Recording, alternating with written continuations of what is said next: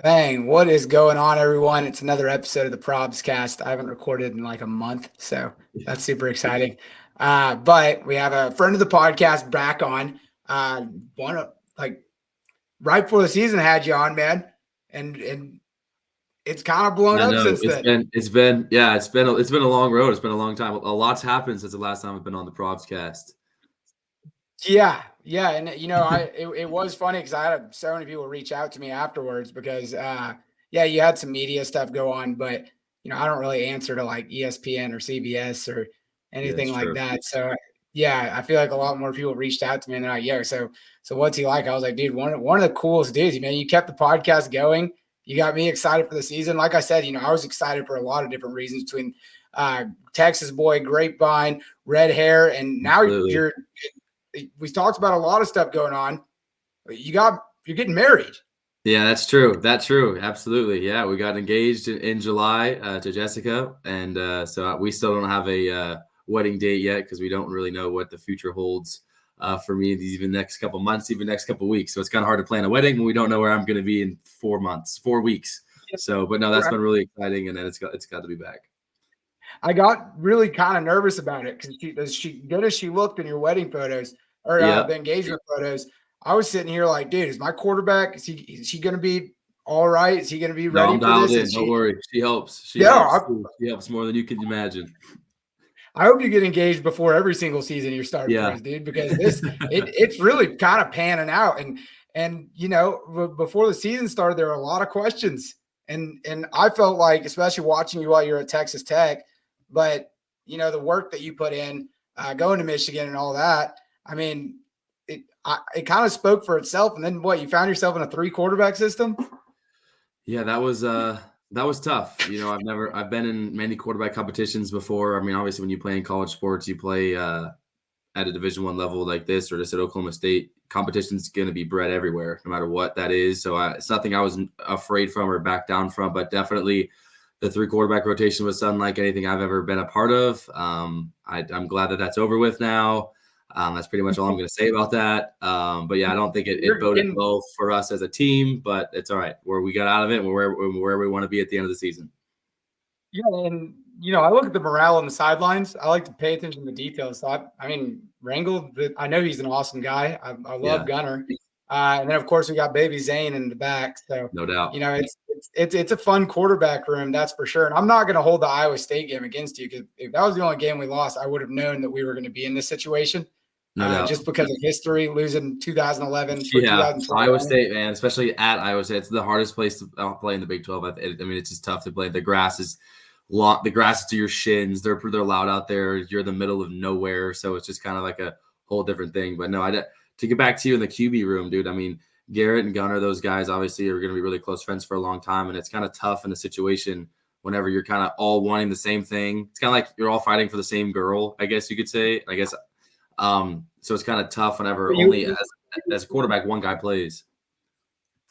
Yeah, no, that makes a lot of sense. That makes a lot of sense. And I I have my own biases, and I'm going to support Oklahoma State at the end of the day.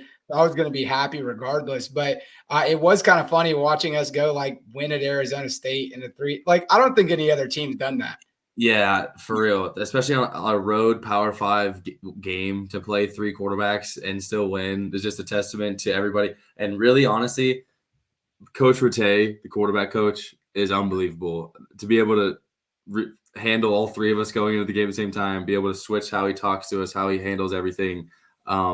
The beginning of the year, having to deal with all of that in the room too, how he handled it, how he had all of us prepared to be able to go into an away game, Pac-12 may it be, but any road game is hard to win, and to do it with three quarterbacks was pretty special. It was pretty fun. We all kind of like looked at each other like, "Hey, man, we didn't know how long it was going to be or what it did, but it was kind of cool after that. Kind of looking at each other like, nice job, guys. We did that together."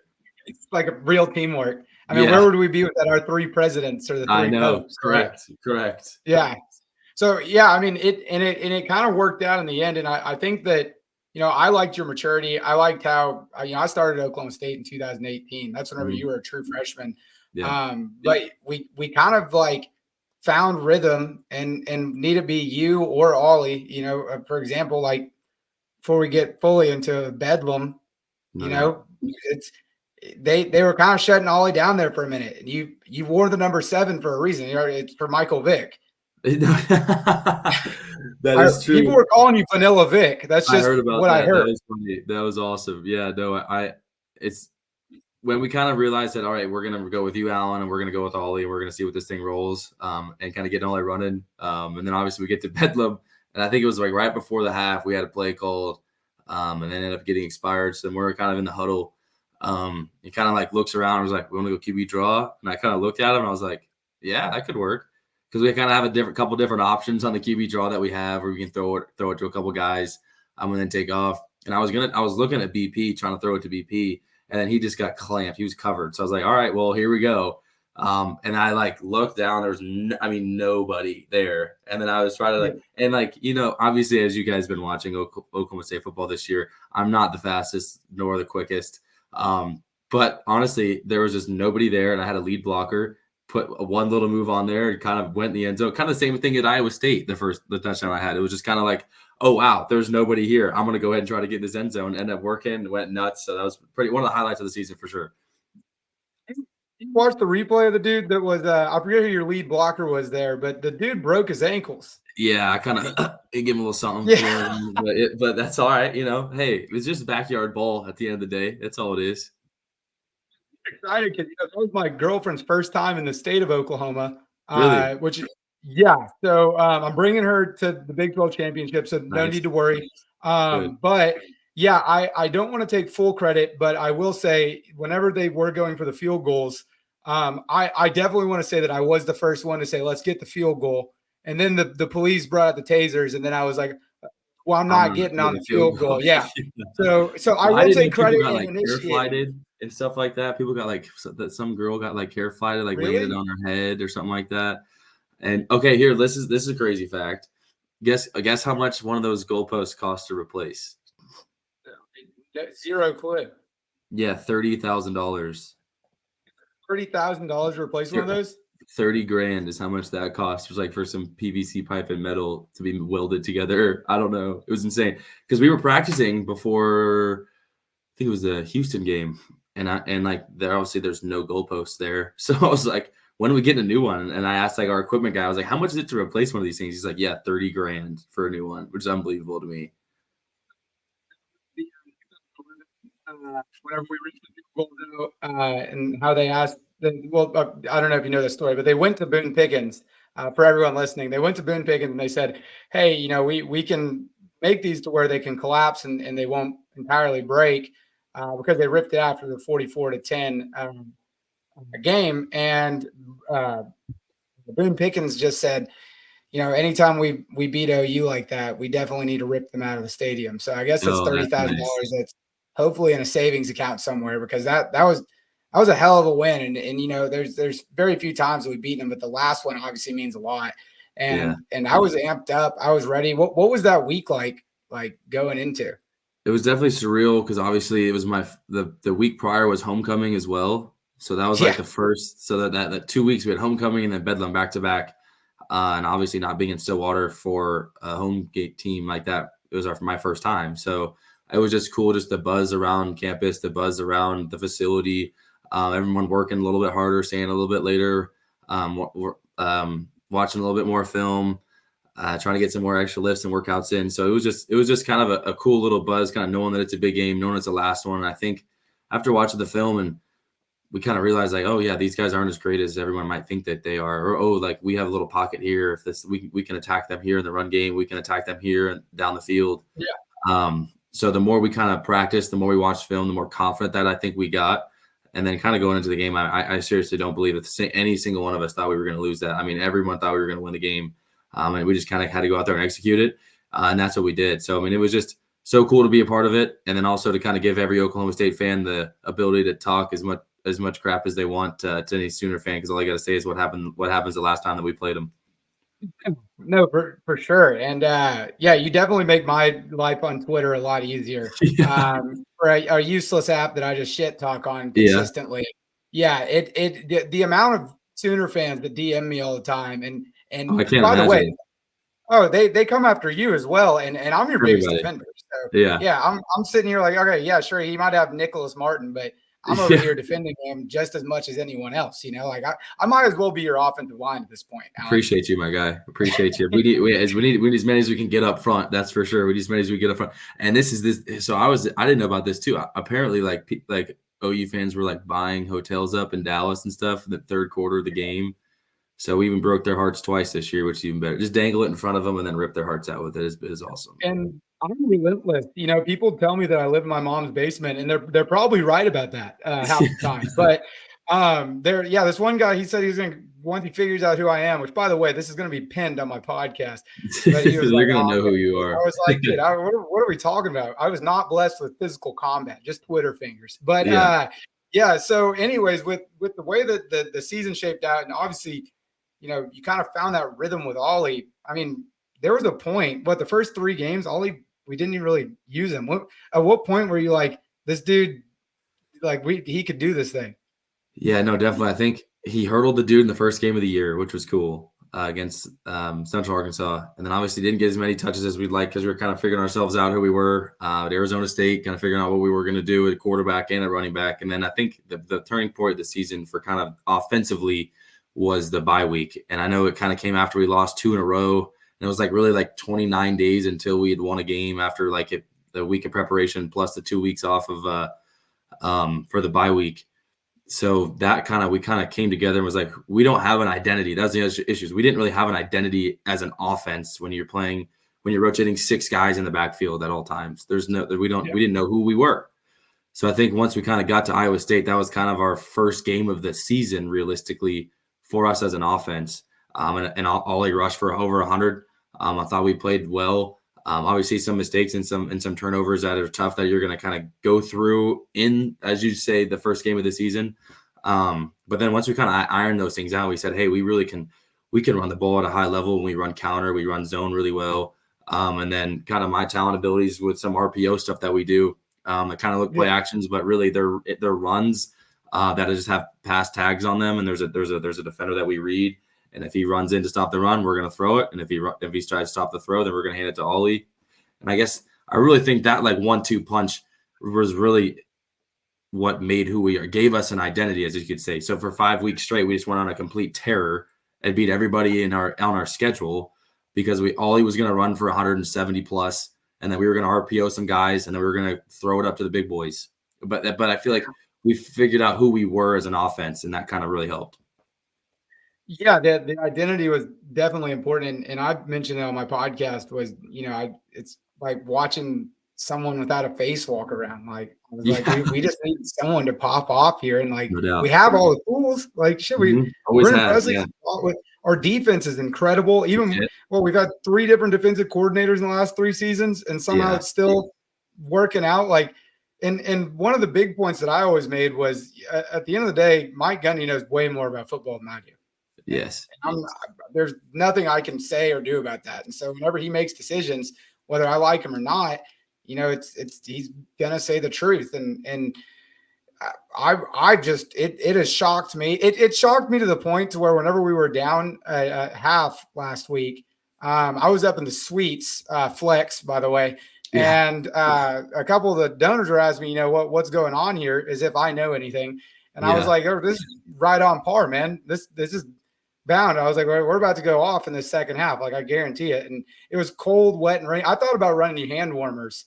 Yeah. It was pretty cold out there. A couple drinks in, I was about to make it down there. Yeah. So, which was nice that we had rain gear this time, because I know the UCF game, somehow we didn't plan on. That was horrible. Yeah, that was not. Yeah, I've never been in more of a downpour in my entire life. And now my sister lives in Tampa, and my grandparents live in Florida, so I've been to Florida my whole life.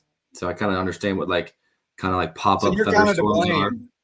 For not, I guess so. Yeah, it followed me. I mean, I guess if Florida was like, oh, he's back in this state, I'm going to completely dump on this entire stadium for an hour straight. Yeah. But I mean, it was just, especially UCF, to talk about that. I mean, this is one of those games where it was just like everything that before you blinked, it was 21-0. And then it's like, all right, well, we can't run the ball every play now. We need to throw it. And then it's like, well, now it's a monsoon outside. Like, I literally could not stand like 10 yards away from somebody, couldn't throw the football.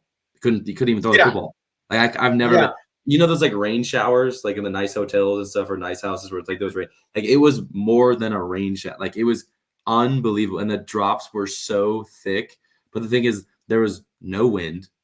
There was no lightning. There was no thunder. There was no wind, and it was like 75 degrees. But just a still downpour, and it was ugly. But back to back to Saturday. Yeah, I mean, when it started to rain, I was like, this is nothing compared to what we've been through.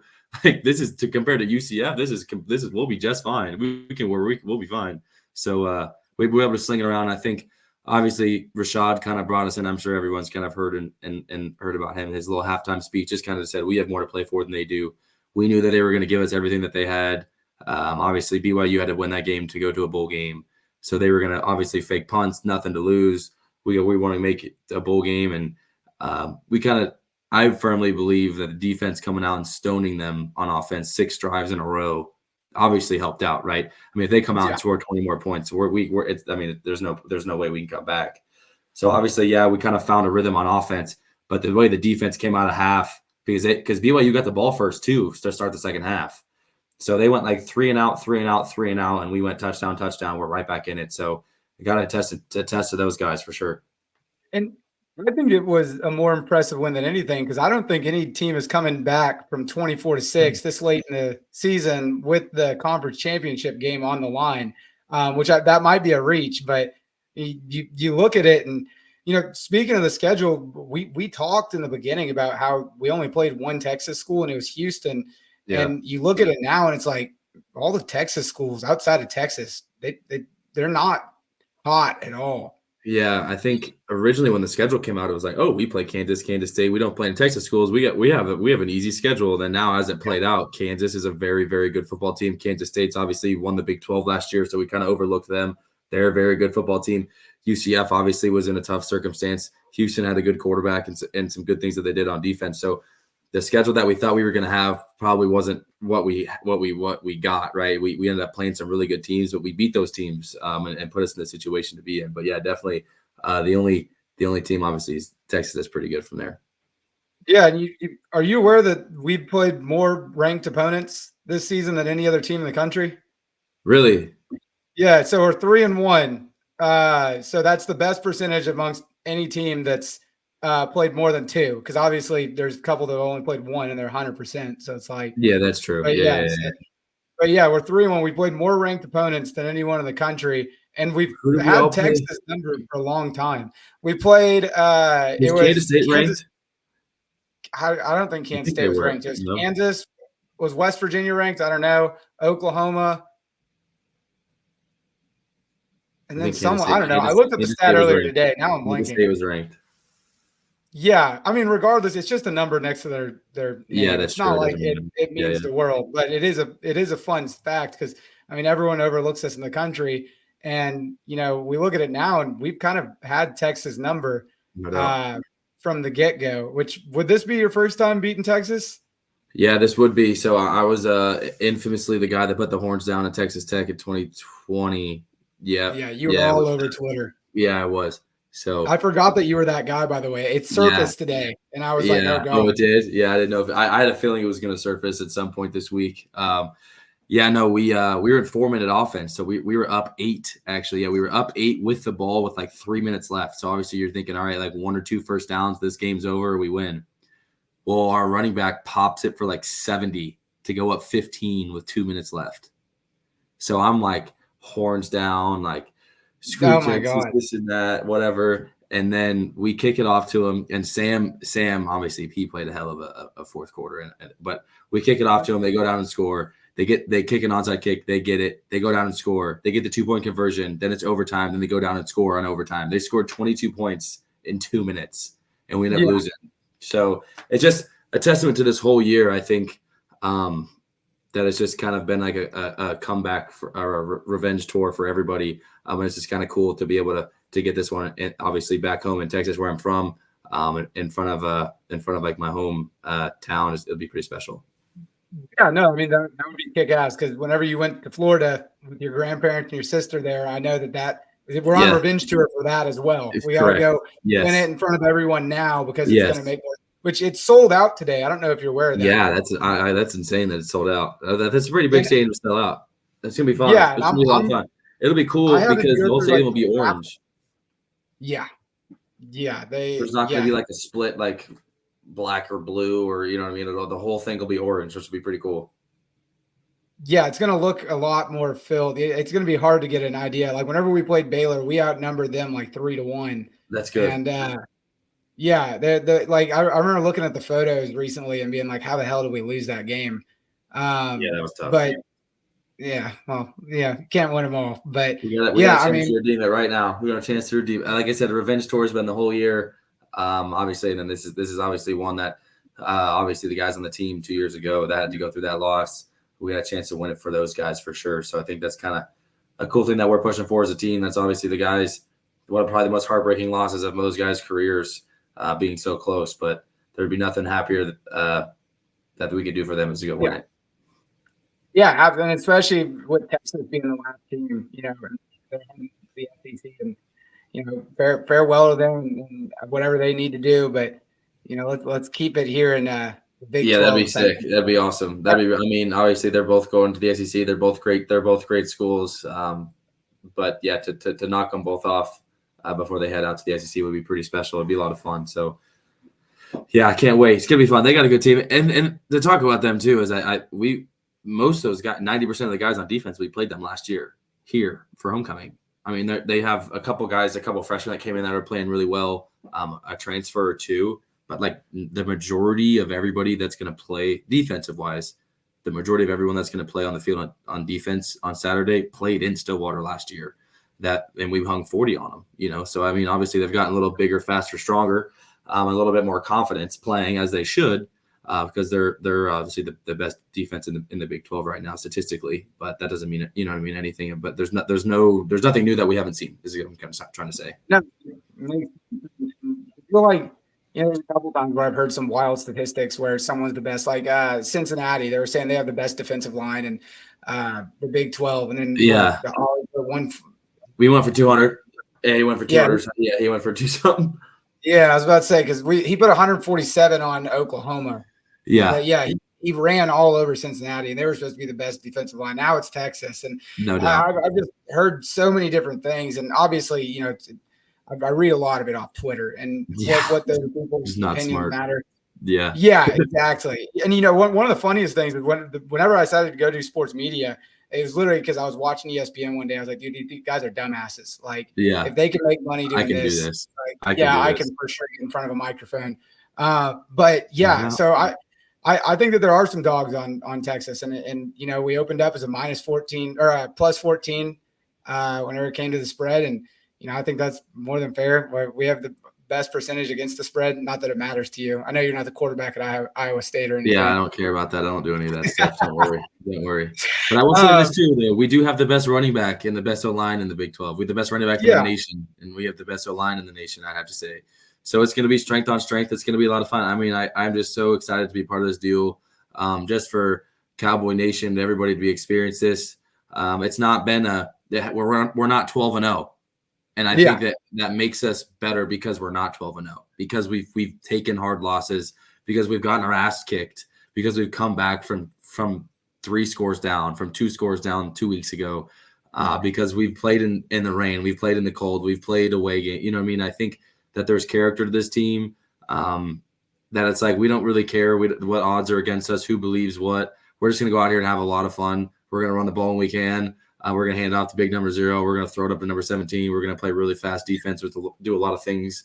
And we play really good football. And honestly, when we're favored in games, we play really terrible, and we're not favored in this one. So I think we're going to play really well. And I think we play better when people don't believe in us. And I don't think a lot of people do around the country. I know a lot of people that have played us and watched us all year can say, yeah, that's a dangerous team. But nationally, I don't think people think that we're going to win. And that's the right where we want to be. And it's going to be a lot of fun. No, yeah, and I know that you're a great football guru. You come out with a different jersey every single time, and how about that? Really involved in the culture. Yeah, dude, I love it. Did you saw the lip dub I did of you saying we're gonna run the table, right? We're gonna run the table. Yeah, I loved it. I loved it. Dude, that took me way too I was long. about I to had say, way how too long much time. did that take you? Yeah, I had to wait. I was literally on TikTok and it was like, this is how you make someone look like they're saying something they're not. And I was like, Yeah, oh, dude, I'm grabbing that video of Alan Bowman right I'm now. doing this. But it's funny because I said we are going to run the table and And like, we I mean, we literally had, almost did, except for one. yeah, Yeah, I know. yeah, I know. And it's all credit to this football team and everything like that. But yeah, I mean, and one of the final questions, you're getting closer and closer to the end is, a lot of people are asking whether or not, do you have another year of eligibility? Yeah, so we'll have to figure it out. The NCAA is going to have to. I don't know exactly what we're going to do. Honestly, really focusing on Texas, but we would have to figure out kind of a medical redshirt year at Tech. Would have to switch, or a redshirt year at Tech would have to switch to a medical redshirt year, and then one of my years at Michigan would have to switch to my real redshirt year, then apply for a waiver. So there's a couple It's loops so and easy. hops and jumps, that we'd have to get through. But let's win this Big 12 championship game, and I think everything will be a lot easier. Absolutely. Yeah. We're just going to keep planning that wedding and hope we'll get engaged Yeah, again the before that wedding, we'll figure. Yeah, we are focusing on becoming Big 12 champions, and all that stuff we'll be worried about on Monday. Cool. Hey man, I really appreciate you coming on, and hopefully we can have you on again. I know I'm having Ollie on soon, but it means a lot that you come onto this and you talk to the people and you've engulfed the culture. And I just want to let you know we all notice and we all appreciate it. No doubt. I know you guys have. I've seen the edits and the clips and the cut ups and the pictures, obviously all season, and defended me. I appreciate it. You're my guy. It means a lot that you guys support me. Obviously, I haven't. Sometimes I don't play really great at times. Obviously, sometimes I do play great. But the support the whole season's been awesome. It's been cool to be a part of this deal, and awesome to come on here. Thanks, man. Peace, man. What is up, everyone? It is Keaton here. Thank you so much for tuning in. I know that I'm in and out of the podcast a lot. It's a lot different from whenever I was in college and I could just kind of have free time. But I really do support, or I really do appreciate everyone who supports me. Having on guys like Bowman is absolutely amazing. And I really do appreciate everyone this season listening to me. Hopefully, we can go kick ass in this conference championship game. For all of my radio listeners, Spotify, podcast, whatever it is, be sure to follow me on YouTube, subscribe, like the video, comment, and use code word PROBS. That's PROBS for 15% off your first purchase from homefieldapparel.com. I know that Christmas is here. I'm trying to make sure that you get all the deals. I think Homefield told me to promote something around a bigger discount. As long as you use my code, it should pop up. But it's been hectic with the holidays. So I just want to make sure that y'all are aware of that because I want to make sure y'all have the best gear when it comes to going to Oklahoma State games. And I can't wait to be in Arlington and to see what this team's capable of against Texas. So, until then, make sure you like, subscribe, follow, everything like that. Peace.